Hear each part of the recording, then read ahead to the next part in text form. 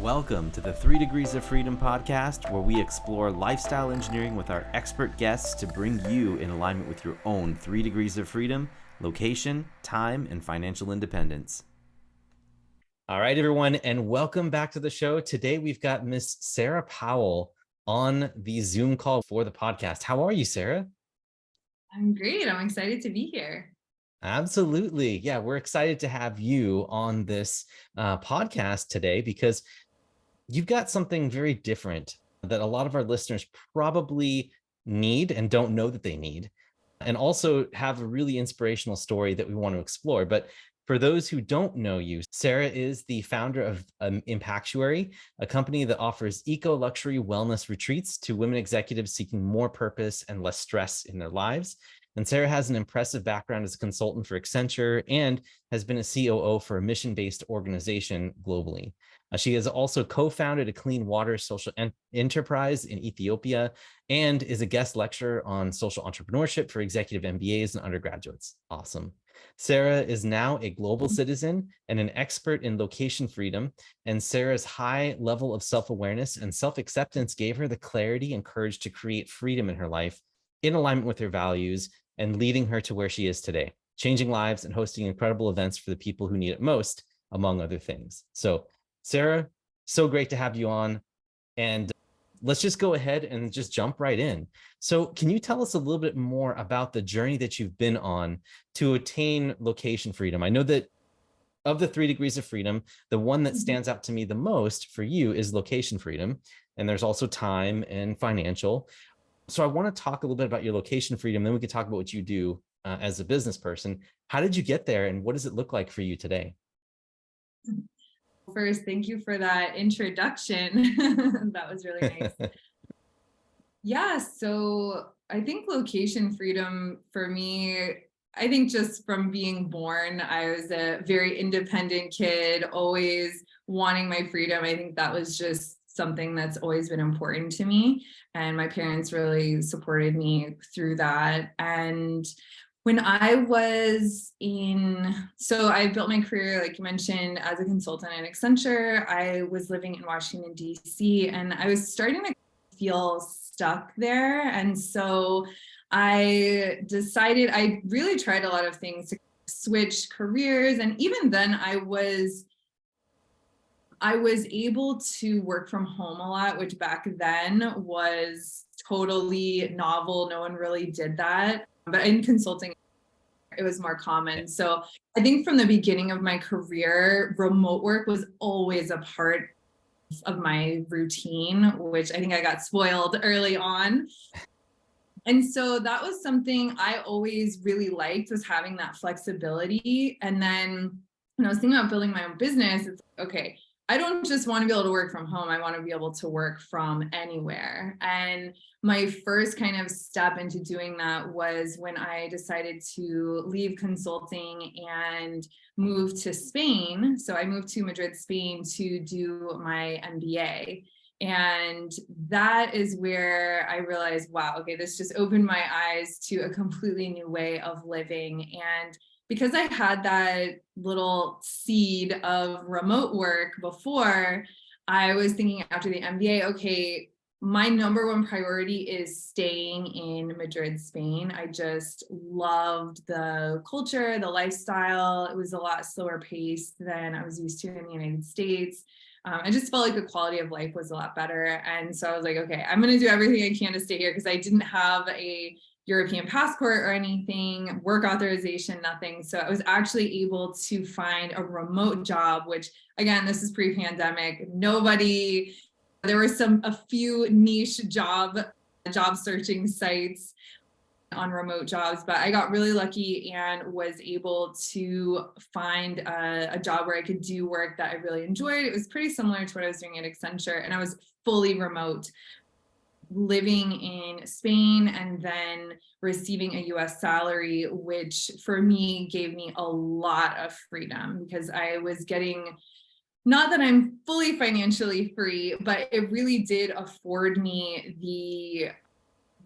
the ability to capitalize on living somewhere that has a low cost of living and while having a high US salary, which for me was great. And actually, because I was able to save so much, then I ended up being able to support myself while I build my current business while living here, and also being able to travel. And for me, because my family's in the United States, it's really important that I do have, that's something important to me. And so I like having the flexibility to go back and visit them for 3 weeks, 4 weeks at a time, or when I go on vacation, things can still run and I can just operate from anywhere. So for me, it's been quite a journey, but I love it.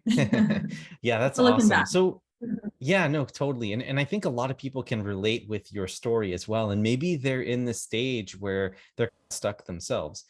One thing I wanted to ask you was you you went you said, "Oh, I found this job that was allowing me to work remote." I think that there's maybe something inside you that told you that you wanted to work remote. And so can you talk a little bit about like where that came from, like where that itch to travel? Because I know you're trying to find the right match with the right employer, trying to find the right work, but where did it appeal to you, or where did the thought come to your mind that no, I actually want to be like a global citizen. I want to be someone who is out and about and I can live wherever I want to, and maybe even Spain. Like, where did that come from? Because a lot of people are even fearful to do like a study abroad program. And now here you are looking to go into Spain and now you're living there. Yeah. Yeah, I think it probably came from my mom. She is very adventurous, and I remember I went on my first international trip when I was, I think, around 10 years old. And that was where I really saw, we went to Jamaica, and that was the first time that I saw people living in a way completely different from what I was used to, and just different food and speaking different languages. And it just really fascinated me from a very early age. And I think having the courage, like that adventurous streak, 100% comes from my mom. She is, I remember when I was a kid, she went skydiving. I think it was for her 30th birthday. So when I turned 18, I was like, I'm going to go skydiving. And just, there were so many things that I think made me just want to be more adventurous like that. But I think having specifically with travel, I remember my parents, their honeymoon was in Hawaii. And so that was one of the first big trips that I took. It was just a place that kind of fascinated me.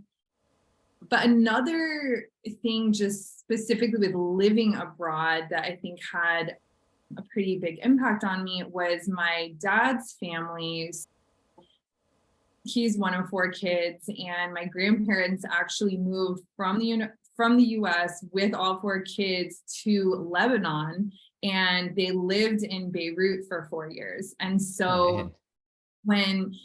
so when I was growing up, we would have at 4th of July barbecue, we'd have baba ganoush and tabbouleh, and like I literally did not know until I was a full-grown adult that is not typical American food for 4th of July barbecue, because we always had so much influence from Lebanon. And in my grandma's house, we would have cedar wood carvings and things like that.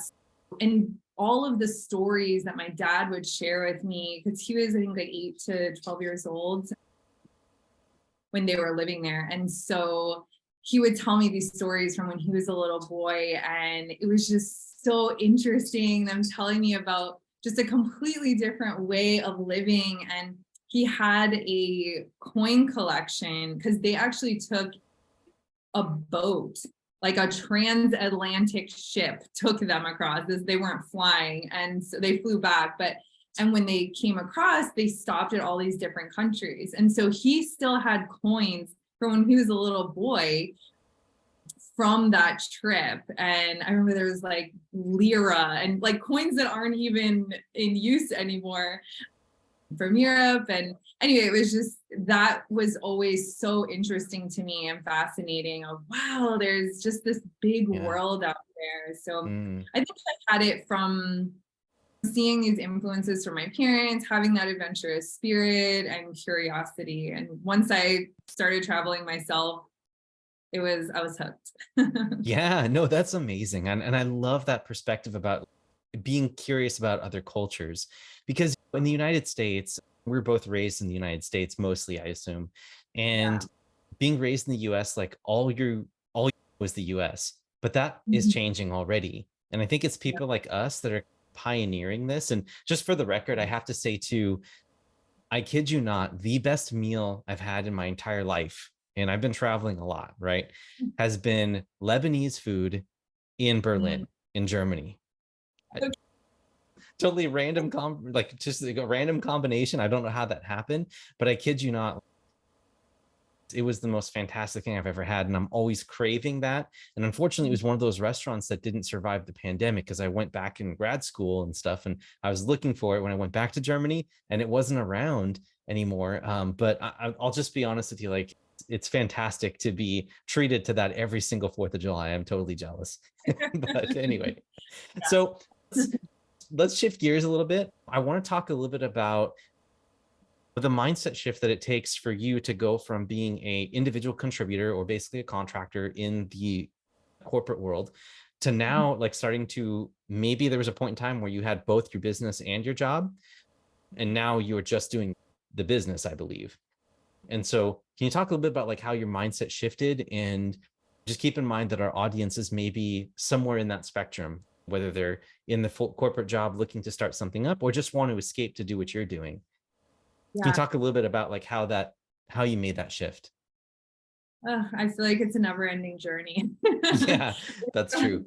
I think a lot of what keeps people stuck is their identity getting so intertwined with what they do, or even the name of their company, having that on their resume. So that is something that honestly took years. It had been 5 years since I left Accenture that I was still qualifying with, oh, so what do you do? I would say, I used to work at Accenture. And because it was just, I truly didn't know who I was without that. And so that's something, and it was something subconscious. I didn't think that really. But I think that's something, just talking to so many people, that's something that definitely is under the surface that holds people back. And I think the other thing is a financial security, or even just feeling ready enough to go and do that. And I think a lot of people think one day they're just going to feel, this is the day, feel that just sense of calm. But I think what it really is having courage in the face of fear. Like, you can feel both afraid and excited about doing that thing. And I think in those cases, it's just about choosing courage over comfort. And for me, it became really clear because I was very clear on my values and what I wanted in my life, and the type of life that I want for myself, the type of work I want to be doing. And so I knew that making this jump would, well, actually, I didn't even know that this would happen. But I think one thing that gave me the confidence was two things, actually. One, knowing that I'm very employable. I think a lot of people forget that. They think, oh my gosh, if I leave my corporate job, my entire resume is erased. That is not true at all. And you are still the person, and you have all the skills and all the experience, even after you leave. It's not, even though I haven't been in Accenture for 6 or 7 years, however long it's been, I still have that. I still have all the learnings and everything that I got from that. And it's, that name is still on your resume. So I think that's something that people forget. I love it, because when I made the leap also, that the discovery of me saying, oh, the worst case scenario is I just go back to work. I can try to do my thing. This is when I had one leg on the pier, or one foot on the pier and one foot in the boat. And I was like Yeah. trying to figure out like, what do I do here? And I discovered that It's not just a one directional thing. And so I love that attitude that you knew who you were. You spent some time working on yourself and exploring different industries and finding what your values were. And then knowing intellectually that you're like, look, I can always go back to that if I absolutely need it. So I owe this to myself to travel, be locationally independent, and try something. And so I think that's really beautiful, actually. Yeah. So, If you don't know what you want, it's hard to get there. Once you get clear on that, what's important to you, then I think the other things will just work themselves out. Like I think what allows me to be courageous and do these things while I'm still feeling afraid is just the confidence I have in myself to figure it out once I'm there. And the more you do that, the easier it becomes. It's not that it's ever easy or you don't, when people say don't have fear or they're fearless, that's not, I don't think that's a reality. It's that I'm choosing to be courageous in these moments, and you keep your eye more on the prize. What is it that I really want? And I think that the growth that you're going to experience is permanent and that discomfort is temporary. So keeping that mindset as well. yeah, Warren Buffett said it, and I apologize to the audience because I said this in a couple of shows back already, but Warren Buffett said that the only investment that you will ever make that has a guarantee of never going down in value is in yourself and learning, education, knowing yourself and growing. And so I think that's a really great takeaway there. Okay, so let's go ahead and talk about your business, which is currently the Impactuary. And I want to talk about what it is that you help empower people to do and how you help them, because what you talk about and what you're looking to help reverse with people is all too common in this day and age. And so maybe you can talk a little bit about your company, what you're trying to do and what your mission is, and then we'll go from there. Yeah, sure. So my business Impactury basically offers eco-luxury wellness retreats to women executives who are seeking more purpose and less stress at work. And so what we do is we offer a safe space for women to first just relax and really feel taken care of, because if you're trying to make change in your life, a lot of people are feeling unfulfilled. I want more purpose. And these are smart, very capable individuals, but they're still not able to just make that change. And what we do is first, before you can even figure out what's holding you back, you need to get out of a stress state. So we really try to help them get into a deep state of relaxation, pampering, and all of that. And then we help to raise your level of self-awareness. To me, there is no self-development without self-awareness. And if you don't know that what needs to change, you're never going to be able to change it. And so we really help them to tune into who is it that I am and what is it that I truly want, because a lot of us are living lives according to other people's definitions of success, and this is giving them an opportunity to really reflect and get in touch with themselves and what is it that I truly want. And once you have that perspective, it's like, okay, I want that. I'm here. What's holding me back? What are the things that are keeping me from achieving that? And a lot of times it's limiting beliefs or just things that you don't even realize are driving your behavior. And I really believe you can do yoga and meditation and things like that, which are amazing. And I am a huge advocate of all of that to strengthen your awareness. However, if you don't heal whatever that is, then I really believe you're just going to continue repeating those same behaviors. And we help you to actually heal those so that you can then let go of that and really step into your greatest potential. And all of this was inspired by my own experience in corporate and feeling there's something more for me. I know I can make a greater impact. And while I was working really hard, I didn't realize at the time, but I was really hustling for my worthiness. I was working so hard to prove my self-worth. And while I was doing that, I burnt myself out. I pushed myself to the point of complete exhaustion and ended up having basically a medical crisis where I couldn't work anymore. And that's where I personally discovered meditation. That was something I was curious about. And through that, I just had a pause in my life where I could reflect on how I got here.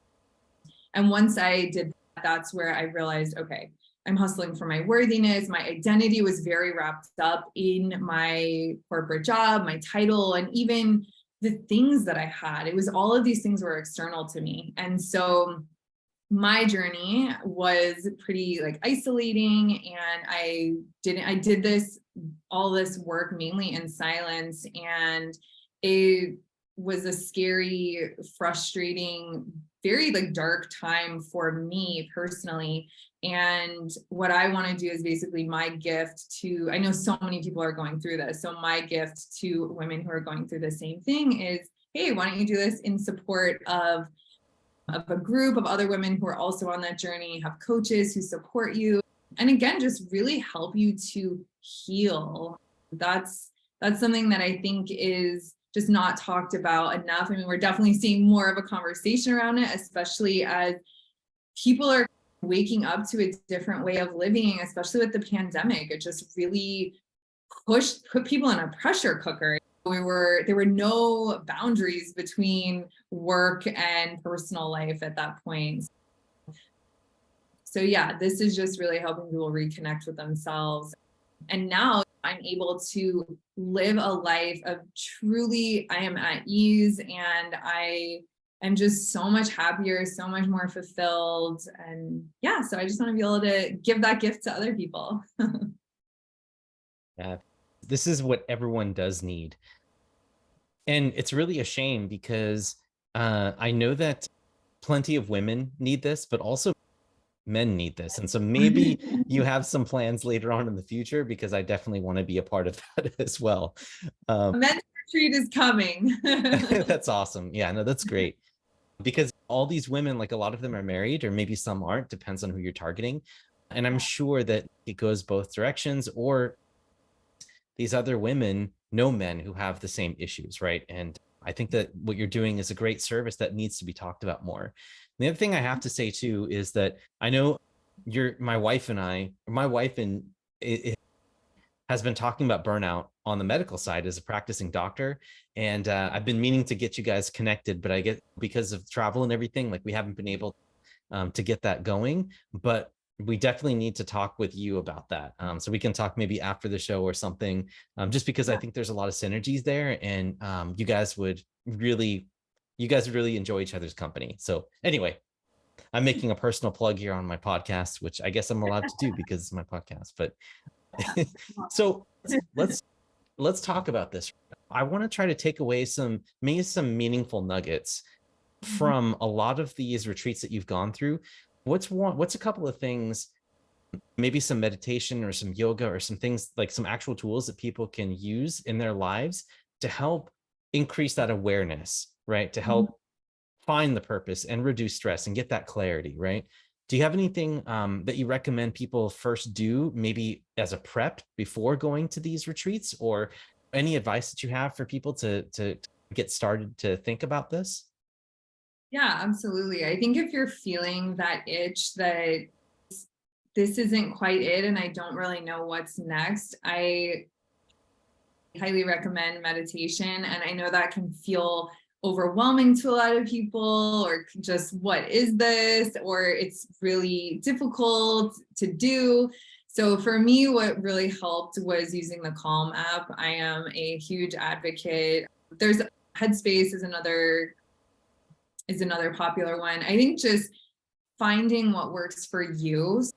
I can give recommendations, but I think, it's whatever the best routine is, the routine that works for you. So for me, the Calm app has been a life changer for me, truly. And I like, in that specifically, they have series that talk about self-love. They have a 7-day series that talks about depression, anxiety, stress, all of these things. And they really educate you on what's happening in your body.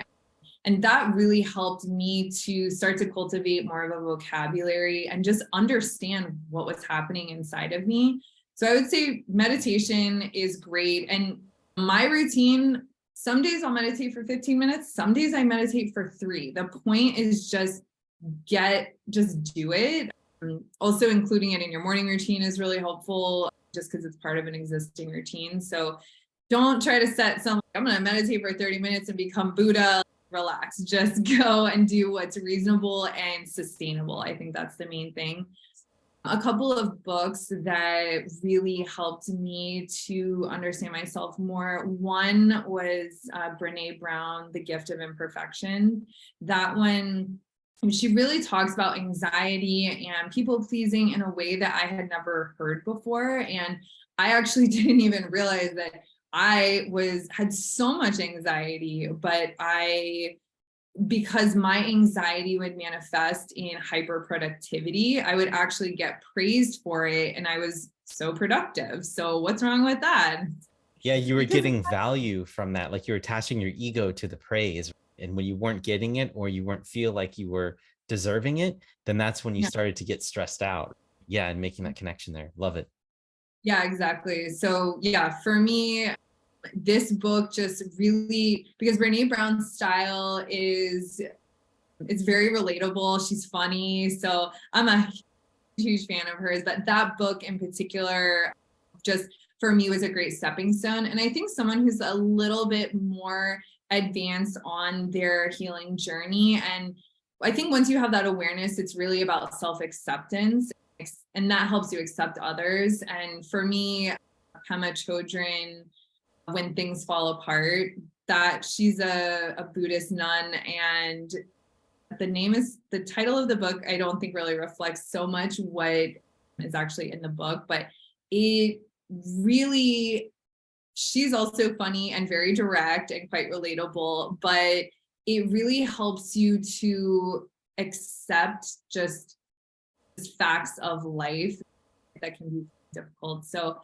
I think those are really just starting small, have this be sustainable. I think the other thing also is therapy. I talked previously about healing. Once you have that awareness, that's not enough. And I think that's why I did have a lot of awareness of what was going on, but I didn't know how to fix it. I didn't know how to get myself unstuck, or what is this thing holding me back? And so for me, therapy just I would not be the person I am today without therapy. So cannot recommend that enough. But also there are lots of different therapies. There are lots of different therapists. Like you will likely have to go through a few, but don't let that discourage you.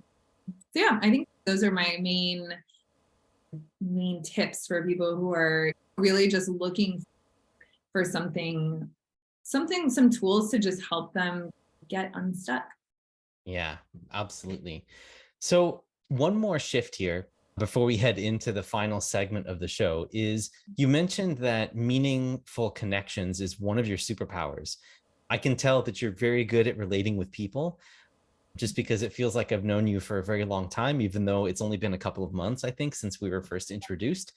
And I wanted to tap into that wisdom there. First of all, how have you been leveraging that to help build your 3 degrees of freedom, your time, location, financial independence? And is there anything that any advice that you can give to people to help develop the skill of building meaningful connections with people? So 2-part question. One is, how important is it to you in your journey? And then 2, if people want to work on it, how can you suggest they do that? Yeah, I think I'll start with the second one. So how can you work on it? I think it's really being authentic, just being yourself, not trying to impress someone or anything. I think real connection comes from being vulnerable and being yourself. So I think as long as you're leading with that, then we can pick up on it. People can naturally pick up on if someone's being authentic or not. And I think for me, ever since I was a child, it's, if you want an honest opinion, go ask Sarah. It was always just, this is feedback that these are actually 2 pieces of feedback that I would get consistent. Was one, Sarah we can see on your face what you're thinking. So if I'm in a client meeting, it's okay, Sarah, you need to control your face more because we can tell you don't like this, or you think that idea is very good, or those kinds of things.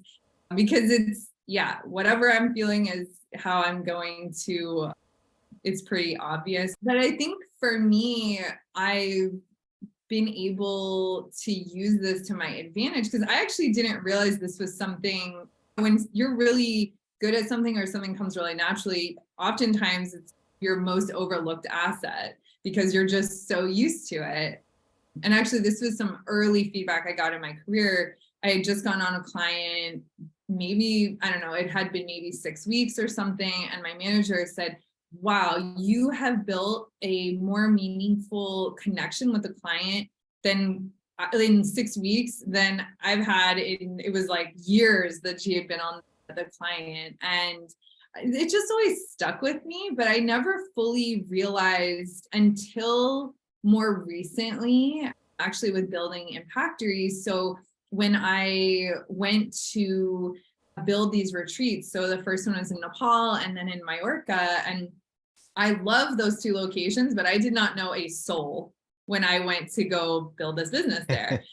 And I basically, through my network and LinkedIn, I ended up having more people. I was in Nepal for 3 weeks. I have more people to meet than I could even make time to see. My schedule was completely packed, even though I went there alone just to do this, and ended up having more dinners and all of these things with all of these wonderful people. And it's really helped me to quickly turn around a really high quality retreat and also just connect with different partners. Because for me, I'm trying to find the best executive coaches to come work with me, the best person to coach on mindfulness and yoga. And like in Majorca, we have a private chef. So having the best chef. So where am I going to find all these? So once I just start connecting with people, then it just spreads like wildfire. So I think that's really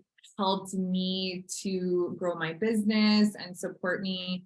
And I think also just living in a new city, that's one kind of downside to like the digital nomad. Not that I'm a digital nomad, but I am an expat. One downside to that is that you are an outsider. Being able to meet people and really build those meaningful connections quickly is so important, because your happiness is really dictated by the quality of your relationships. So when your family and friends that you've known forever aren't around, that skill has come in quite handy for sure. Yeah, that's fantastic. Yeah, and you're using this skill of yours to leverage it in ways that other people, they could do it themselves, but man, it would take them a lot of work just to build the skill up and to know what they're doing. And so that's why they want to leverage you and follow you to these events that you've already planned out, and you're leveraging your skills. And that's great. That's great stuff. Last question that I have for you is, what is in the future for Impactuary? How do you want to grow this business, and how do you want to help serve people in the next 3 to 5 years? First, just focusing on having our retreats. I really want to be able to expand upon those. But honestly, I really want this to be more of a movement that is accessible to everyone, because not everyone can afford, like financially, or has the time to do something like that. And so what I really try to do is find as many ways as possible to spread this, just raise awareness and make this type of information accessible about wellness and finding your values, and really just helping people to find a fulfilled life. So the way I'm doing that is growing my LinkedIn audience, so sharing content that way, and also doing more in-person events. We also partner with a bunch of different executive coaches and to do free virtual events. So that's one way that I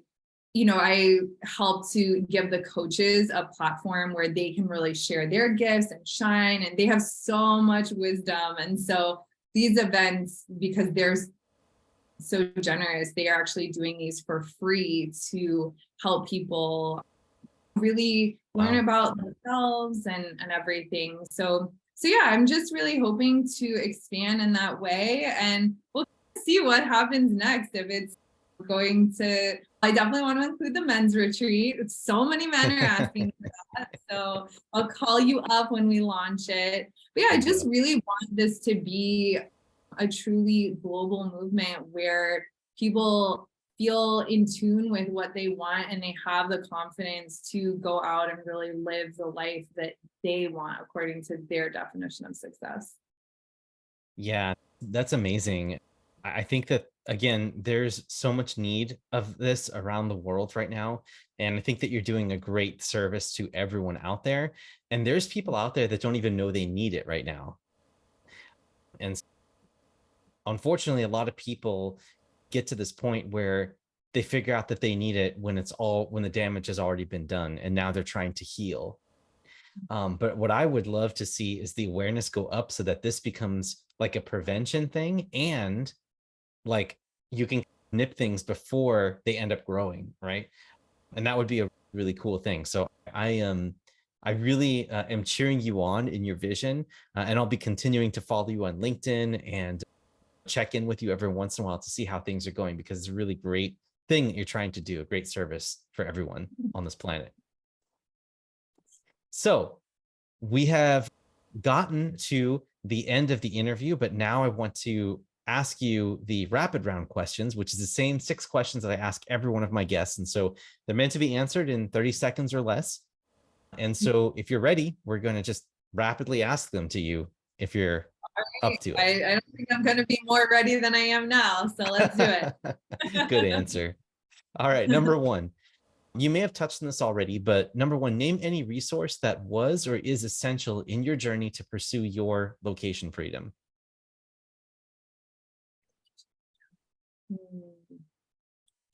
I feel like, oh, Zoom. Yeah, Zoom is pretty amazing. That Yeah. is very true. But I'll say not just for meetings, but it's really because I stay connected to my family through Zoom. And that's what I think has been a true lifeline, is having technology like this. We actually have a weekend Zoom call with my family. So I love it. That's such a good idea. That's awesome. yeah. Very cool. All right, number 2, if you woke up and your business was gone, you had $500, a laptop, a place to live, and food, what would you do first? Probably some yoga and go Uh-huh. outside with my dog. I love that. Reflect on what the next steps are. I think that's really Yeah, good, exactly. Be- Enjoy wherever I am. Get outside. I feel like that helps me get grounded, and I think about, and it gives you perspective. Like, yeah. it's not as, yes, it's serious, but it's not serious at the same time. I think that's just the beauty of life. What I really like about your answer here for this is most people would jump right into a solution and be like, "Oh, I would start calling my connections," or I would I would immediately jump online and start selling my services or something like that. They would jump right into the connections. But I love how you're like, you know what? No, I'm just going to figure out what the question is, figure out what the problem truly is at the core, and use this as an inflection point in life. So, anyway, that's just my insight from your answer. I just love it. All right. Number 3, what does your self reflection and goal setting practice look like as a business owner and entrepreneur? Hmm. I do daily meditation, so that is a non-negotiable for me. I also have a coach an executive coach who just keeps me grounded, and journaling as well is absolutely essential. And my therapist. So all of these are just different ways for me to reflect and just think about what's next or what's bothering me, and yeah, get to the root of it. Yeah, great. Awesome. Number 4, what are the core work habits that you attribute most to your success today? I would say meditation. It's just all going to go Yeah. back to that. But I Yeah. think Yeah, I think meditation, because it helps me have clarity on what it is that I want. And like I said before, if you don't know what you want, it's going to be pretty hard to get there. But Yeah. when I know what I want, nothing will stand in my way. So I think for me, just having that, and also keeps me grounded when entrepreneurship is a roller coaster, complete roller coasters. That's just something I can always come back to keep myself grounded and keep things into perspective.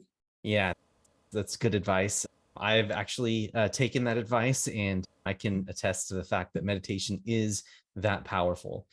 When you know yourself, all of the important things tend to stay on your priorities, and everything else just goes away, right? When you know who you are and what you really need to do. So I love that. All right, last question I have for you today on our podcast is, what tool or process has become one of your most important time, money, or energy saving ninja magic tricks that you use every day? Trello. I love Trello. Yeah, I think just I love having a backlog where if I have a thought, I can dump that in there and not have to worry about where is this, what app is this in. And later when I'm going through ideas for a post or something, I can just go in there. And also I like that it's collaborative, so I can work with other people digitally as well. But yeah, that keeps me sane. Yeah, no, that's fantastic. I use Asana myself, and Okay. Trello I'm very familiar with. It's very similar. And then also Notion. Notion is Oh pretty yeah, Notion is impressive. my new.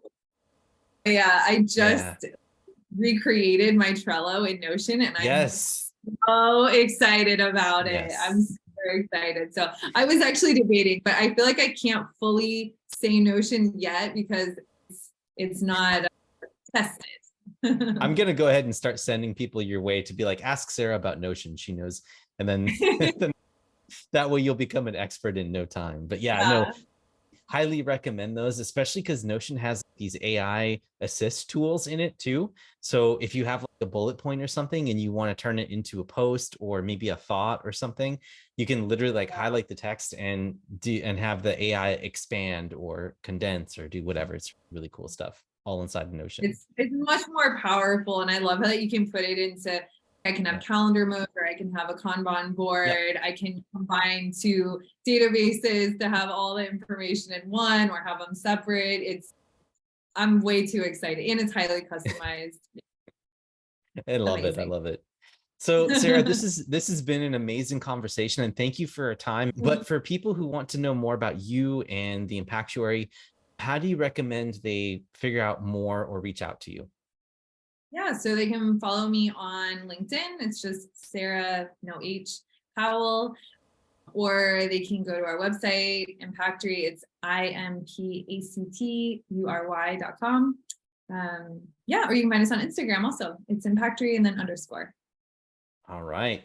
That's amazing. And audience members, just want to thank you for listening to this point in the podcast. Thank you so much for your listenership. And wherever you're watching or engaging or listening to this podcast, please like, subscribe, comment, just interact with us so that we can figure out how we're doing and we can attract more people like yourselves who are listening to incredible people just like Sara and our other guests as well on the show. So please do that so we can appease the algorithm gods and make everyone happy that way. Sara, thank you so much for coming on the show. It was a pleasure to have you. Thank you. All right. We'll see everyone next week.